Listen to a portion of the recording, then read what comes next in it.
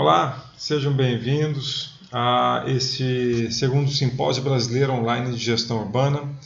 Meu nome é Fábio Luciano Violim, eu sou professor doutor no curso de Turismo e também no de Engenharia de Energias da Universidade Estadual Paulista, Júlio de Mesquita Filho, no campus de Rosana.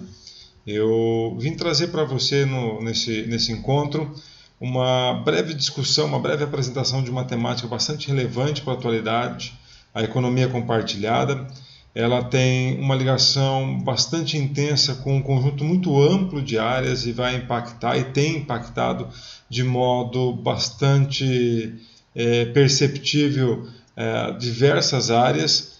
E nessa nossa apresentação, nessa minha apresentação para você, eu vou falar um pouquinho sobre o que é a economia compartilhada, vou trazer alguns pequenos exemplos de aplicativos, de ideias que estão acontecendo e, no final, falar um pouco, discutir um pouco a respeito desses impactos ou do modo pelo qual essa vertente tem alterado a vida de pessoas, de organizações, de cidades.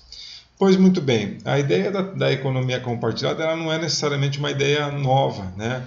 Mas para isso é preciso compreender algumas coisas. Então, a primeira distinção que a gente precisa fazer é o seguinte, a respeito do que vem a ser a descoberta, a invenção e a inovação. Uma descoberta é aquilo que você acaba encontrando de algo que já existe, já existiu na natureza, seja um artefato histórico, seja um novo gás, ou seja, algum tipo de material que se formou e aí você tem a descoberta de algo, né? Por sua vez, a invenção é a criação de algo que não existia, é a junção de uma série de materiais, de procedimentos, de ideias, né? Junta-se física com a química, junta-se a história com algum tipo de material, cria-se algo, inventa-se algo para alguém. E aí isto é ofertado de algum modo. No entanto, nem toda invenção ela se torna comercial, ou ela se torna reproduzível em maior escala ou em alguma escala. Para isso, nós temos a ideia da inovação. O que é a inovação de modo bastante simplificado? A inovação é quando você transforma uma ideia em um negócio. De certo modo é isso. Com ou sem fins lucrativos, quando você transforma uma ideia em algo que melhore um processo, que melhore um produto, melhore um serviço, melhore um local. É algo que vem para dar uma ampliação na capacidade de algo atender alguém de alguma forma. Pois bem, nós temos alguns movimentos que são assim, bastante curiosos. Como funcionavam as coisas antigamente, lá no tempo dos nossos avós, bisavós, talvez até dos nossos pais? Quando você tinha ali a tua vizinhança e você tinha algo que você fazia um bolo. Era possível que você compartilhasse uma parte daquele bolo, uma parte daquela comida. Era possível que você compartilhasse dentro da sua área rural um pedaço para o vizinho que precisasse colocar algum tipo de animal ou algum tipo de situação ali. Havia um certo senso de comunidade entre as pessoas. O excedente era repassado. Um exemplo muito claro disso, especialmente nessas comunidades, eram aqueles locais que tinham espaços rurais, que tinham pomares. Quando dava uma carga, né, a carga era muito grande, eles chamavam os vizinhos, coletavam aquilo, distribuíam, porque iria estragar. Não era vendido, de certo modo. E aí nós tivemos todos os movimentos, nós tivemos aí todo o processo de industrialização, toda a lógica de funcionamento da produção em escala de produtos, a oferta de serviços com o tempo, né? E aí passou-se a fazer o quê? Mesmo aquilo que era dado anteriormente, ele passa a ser vendido, aquilo mesmo in natura. Né? O processado ele foi sempre vendido. Mas imaginem o seguinte, que um camarada ele tenha queijo. E aí ele distribuía antigamente. Montou-se uma pequena empresa e ele passa a distribuir, mas cobrando por aquilo. Maravilha. O camarada foi lá, adquiriu o seu queijo. Vieram diversos outros produtos, centenas, dezenas, milhares de produtos que atendem a nossa vida.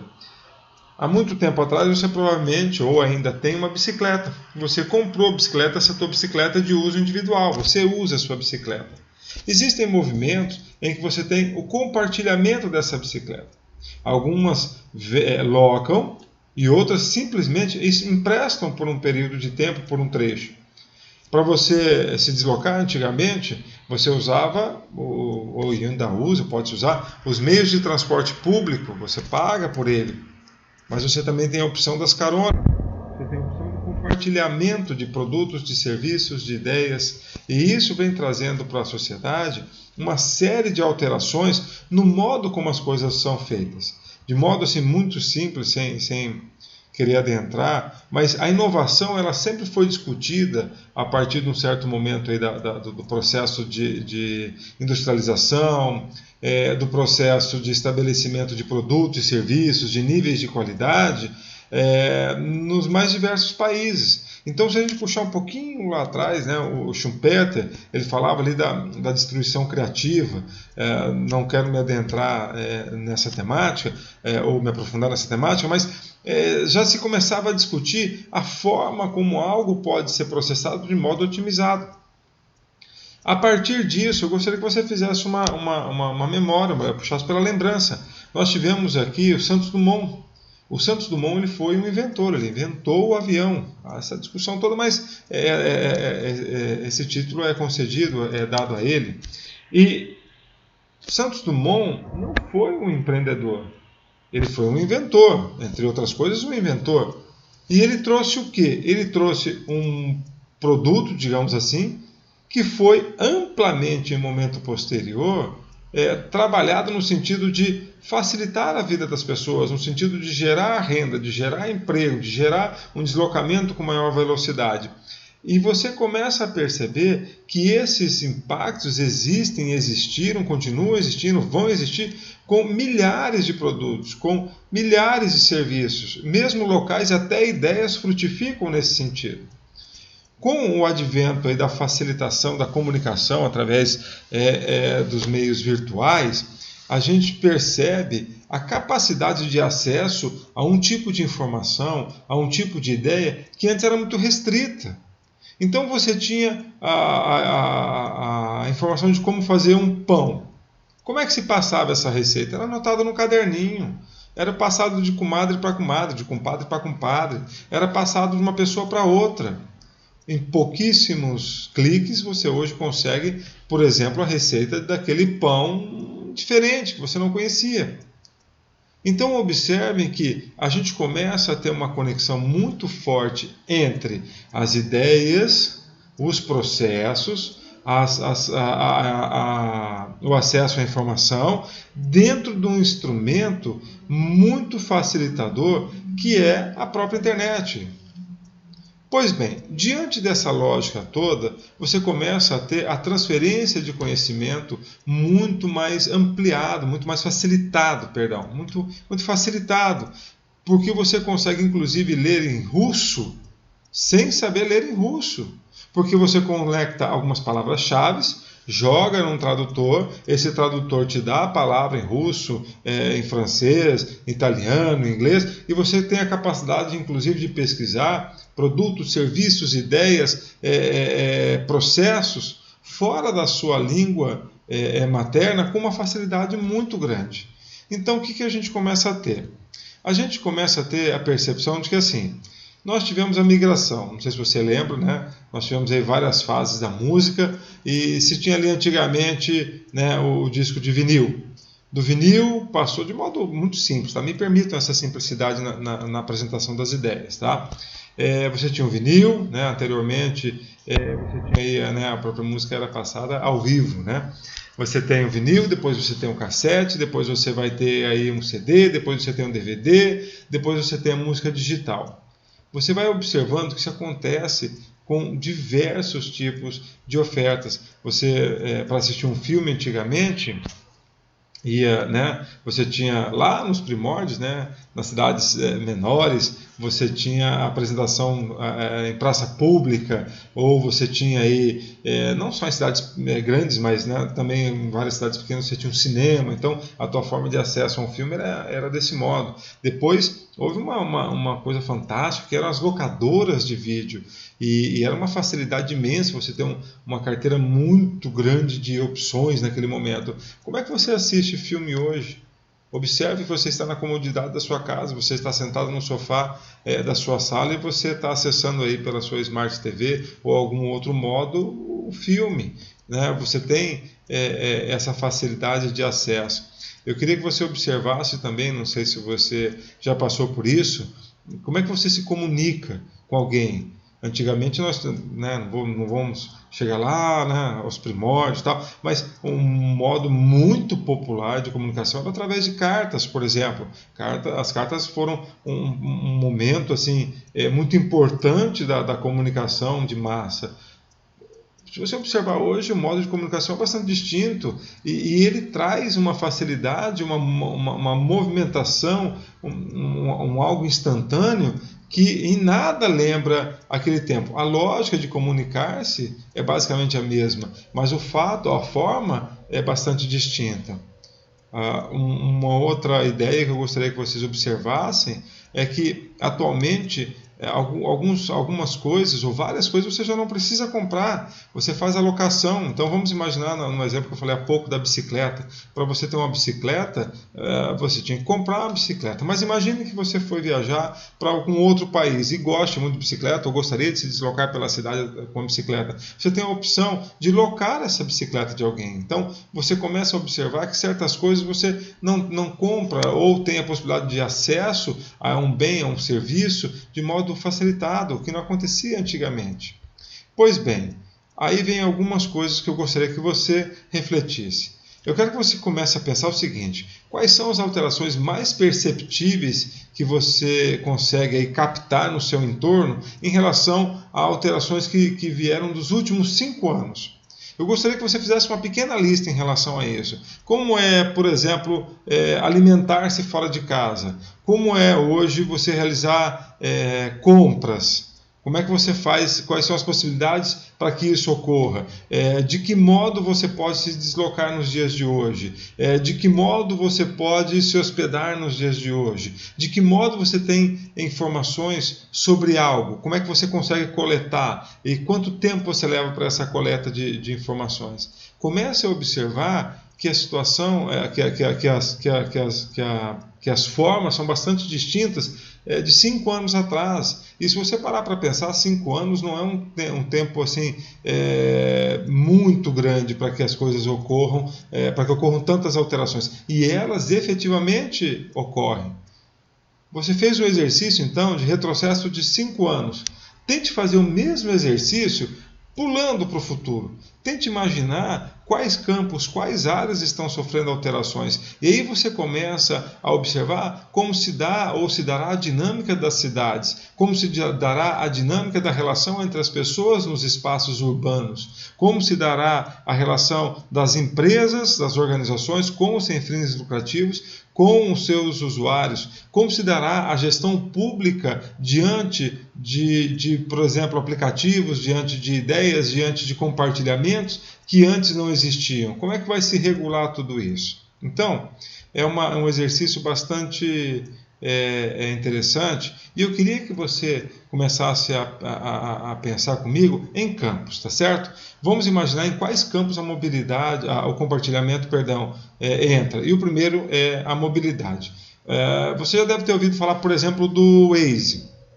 No Waze, me permitam não ter tanta precisão, né, com todos os aplicativos ou as ideias que eu vou apresentar aqui, mas o princípio é que você perceba que isso existe e que impacta, tá certo? Então você antigamente ia comprar um GPS, tem GPS para ser vendido ainda, o seu celular já traz um GPS, e aí você baixa um aplicativo chamado Waze, por exemplo, e você está ali de modo colaborativo, informando, olha, há um acidente, determinado local está congestionado. Você tem, em tempo real, o uso né, do aplicativo para o deslocamento e também a percepção do que vai ter pela frente, a escolha dos locais. Então, isso muda a dinâmica de como as coisas são feitas. Você tem um outro também chamado Movit, que você, através também dessa ação colaborativa, começa a identificar quais são as melhores rotas de ônibus, melhores rotas de trem ou melhores rotas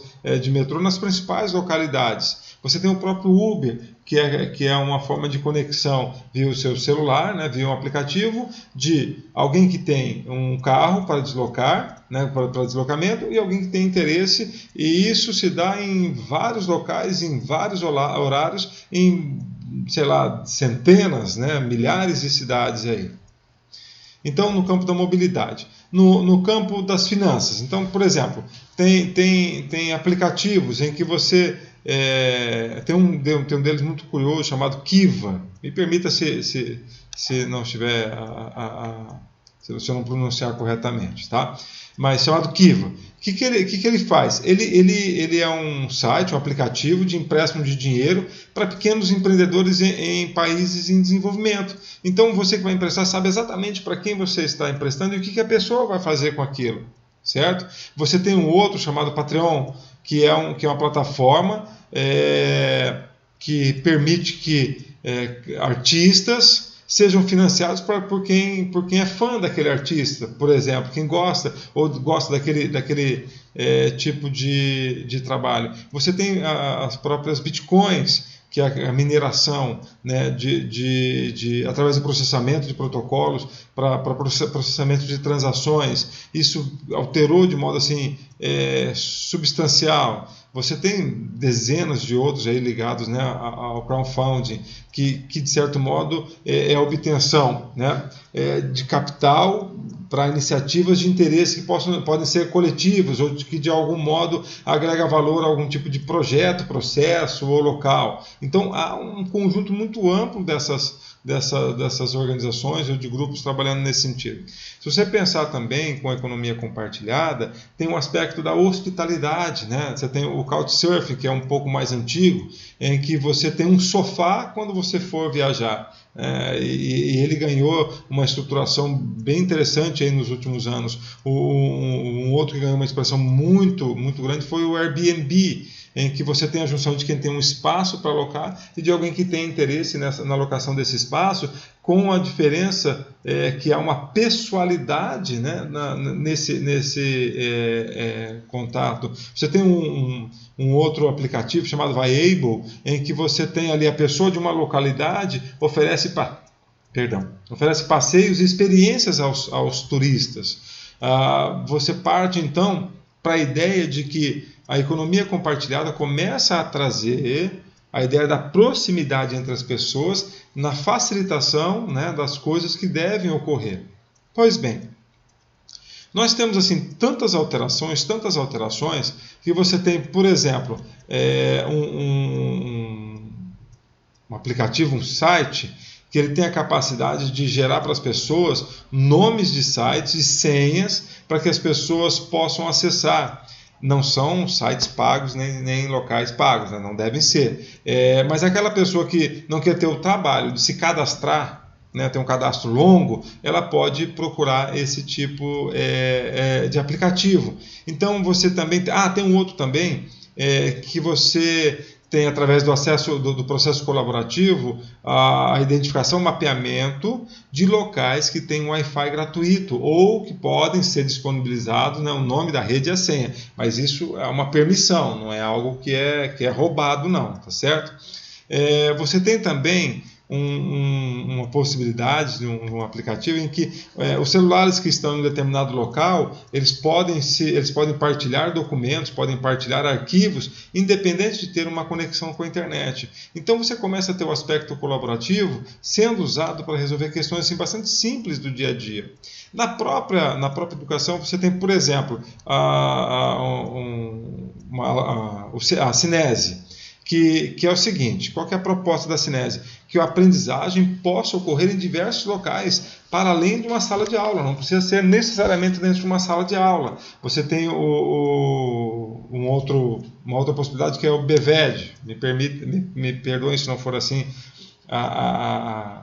se não for dito desse modo, né? Mas ele é um site brasileiro bastante similar ao Skillshare, que oferta cursos online, e aqui também tem a opção dos cursos presenciais. Então você percebe que a educação começa a passar do modo tradicional, dos locais tradicionais e até da própria formação tradicional. Então, por exemplo, uma pessoa com gabarito para ensinar algum tipo de conteúdo, ela pode estar realizando essa oferta mesmo virtualmente. É claro que tem que ter um filtro para saber o que é bom, o que não é bom, o que é relevante, o que não é relevante, do ponto de vista do consumo, do usuário, tá certo?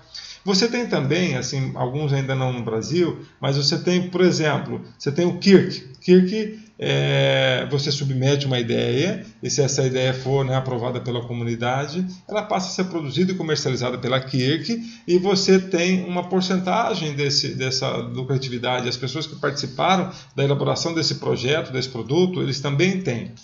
Você tem uma outra possibilidade, que são as farm shares, em que você anuncia, né, produtos para que eles não se estraguem, e alguém vai lá pegar ou vai trocar esse alimento.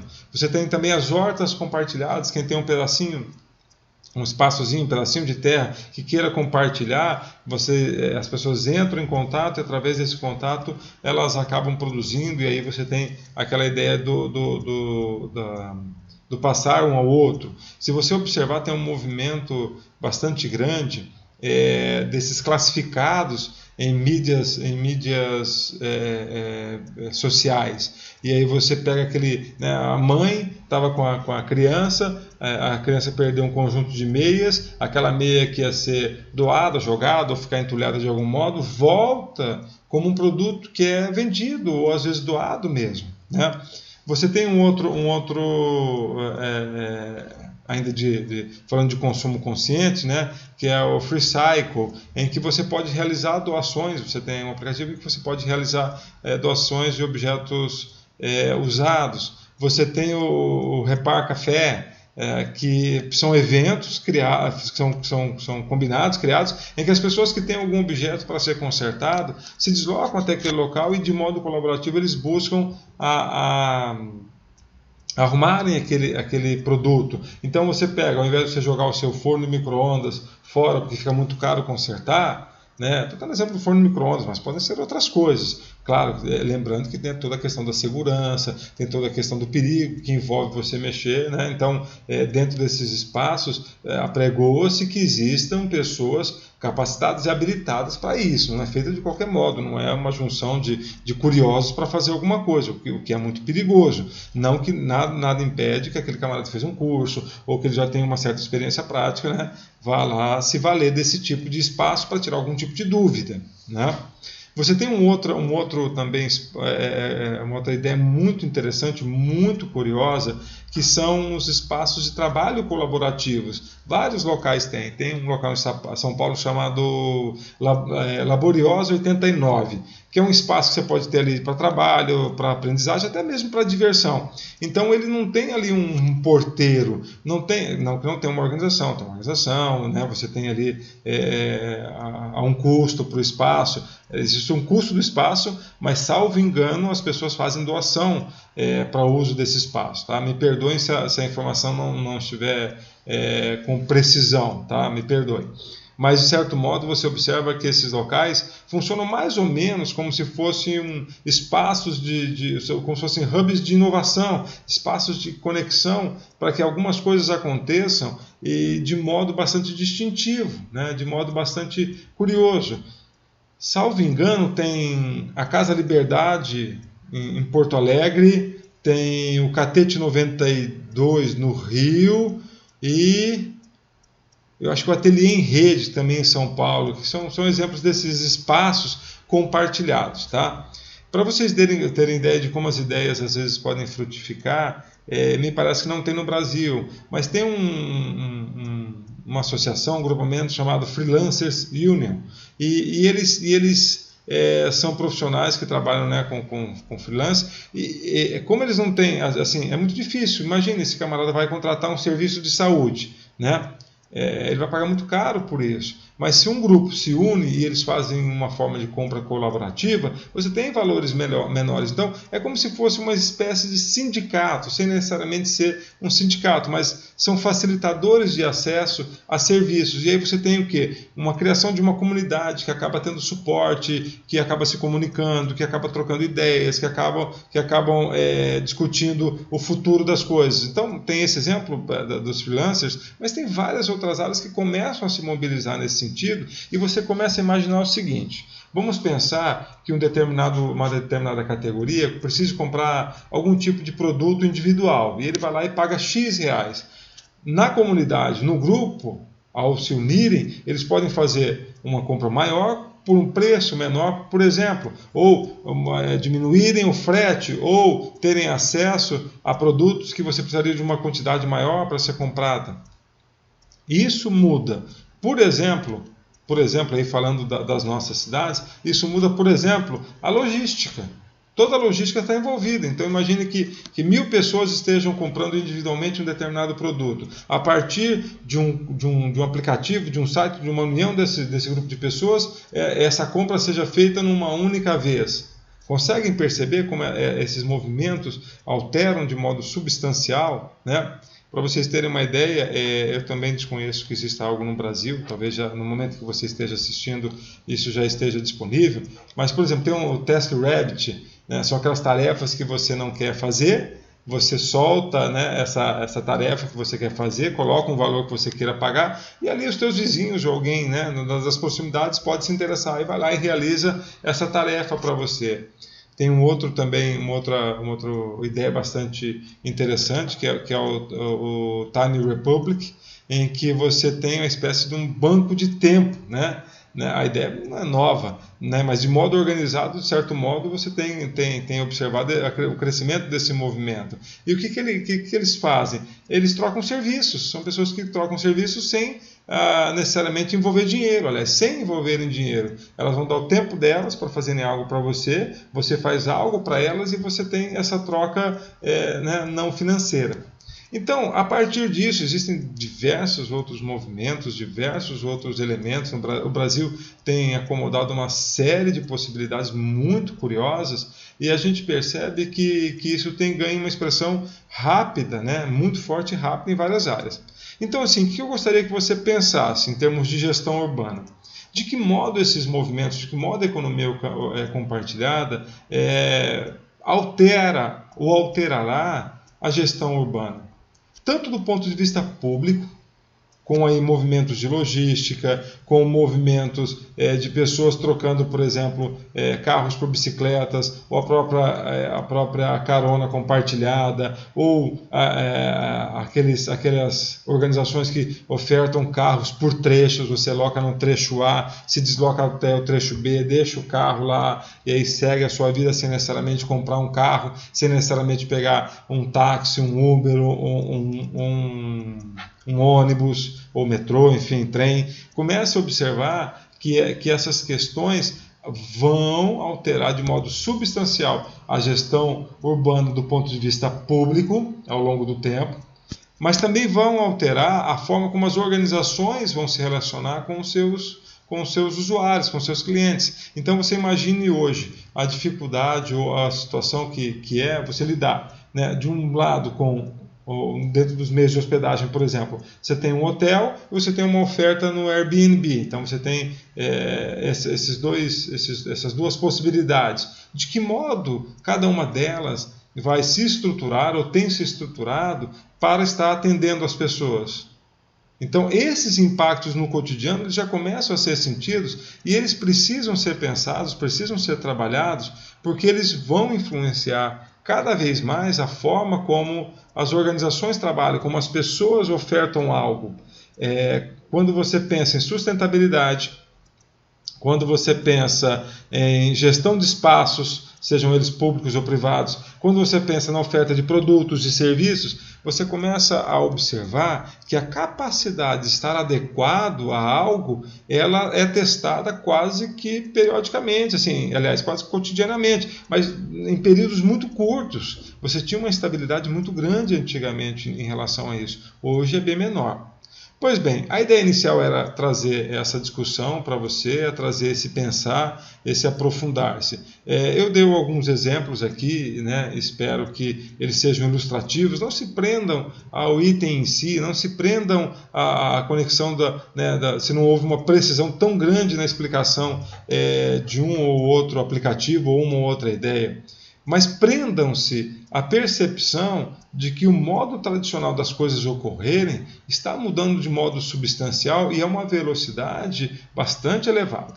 Bom, espero ter contribuído com esse tão importante simpósio.